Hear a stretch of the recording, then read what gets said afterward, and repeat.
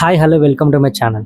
నాగపంచమి లేదా నాగుల చవితి అంటారు, చాలా రకాలుగా అంటారు. అయితే నాగపంచమి రోజు మనము నాగదేవతకు పాలు కానీ గుడ్లు కానీ ఇస్తారు. అయితే ఇది వేయడానికి మన నుంచి ఏమన్నా కారణాలు ఉన్నాయా, లేదంటే దీని అనుకున్న సైంటిఫిక్ రీజన్స్ ఏంటి, లేదా అసలు ఇది ఎట్లా పుట్టుకొచ్చింది, ఎట్లా ఆనవాయితీకి వచ్చింది, ఇప్పటికీ ప్రతి పండుగకి పోస్తూనే ఉంటారు. అది అసలు అది ఎక్కడి నుంచి స్టార్ట్ అయింది, ఎట్లా స్టార్ట్ అయింది అనేది ఈ వీడియోలో క్లియర్ కట్ గా తెలుసుకుందాం.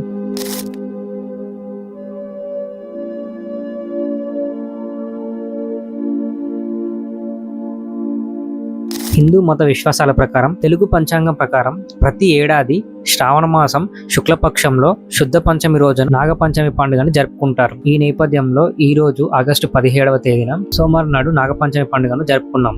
హిందూ పురాణాల ప్రకారం పరమేశ్వరుని మెడలో సర్పం ఆభరణంగా ఉంటుంది.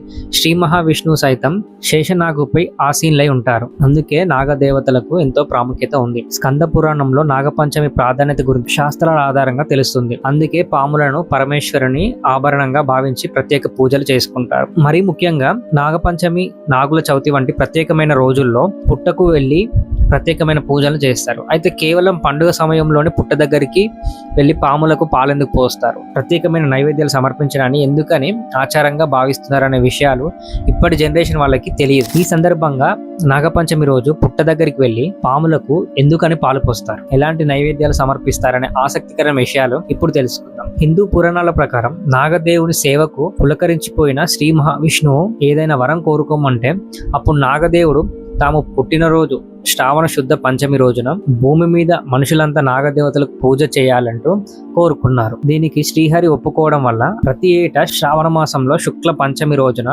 నాగపంచమి వేడుకలను ఘనంగా జరుపుకుంటారు. మనకు పాములు అనేవి ఎక్కువ వ్యవసాయ భూముల్లో కనిపిస్తుంటాయి. అవి వాటంతటవే పుట్టలను ఏర్పరచుకొని జీవిస్తూ ఉంటాయి. అదే సమయంలో వ్యవసాయ భూముల్లో పంటలను నాశనం చేసే పురుగులను, కీటకాల నుండి పొలాలకు రక్షణ కల్పిస్తాయి. అయితే పాములను మనం చూసినప్పుడు వాటికి ఏదైనా అపాయం చేస్తామనే భయంతో అవి మనపై దాడి చేసేందుకు ప్రయత్నిస్తాయి. అదే విధంగా మనం కూడా పాములను చూడగానే ఎక్కడ కాటేస్తుందనే భయంతో చంపేందుకు ప్రయత్నిస్తుంటాం.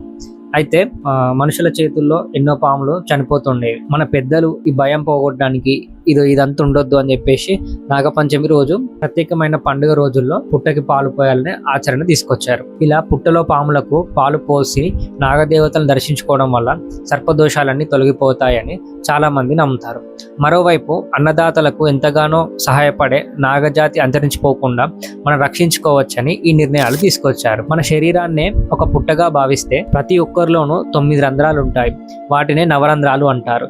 కుండలిని శక్తి మూలాధార చక్రంలో పాము ఆకారంలో ఉంటుందని యోగశాస్త్రం ద్వారా తెలుస్తుంది.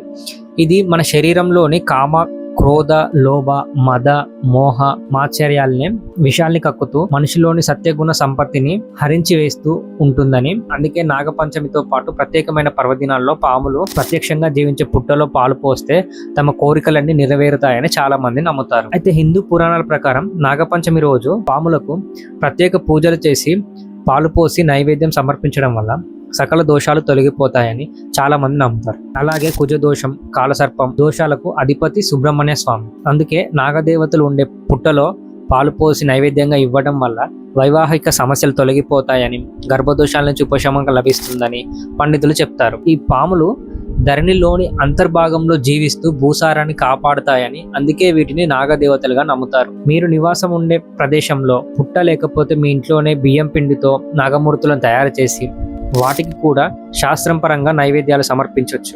ఇలా చేయడం వల్ల మీ కోరికలు నెరవేరడంతో పాటు మీరు ఆరోగ్యవంతులుగా ఉంటారని శాస్త్రాలు చెప్తున్నాయి.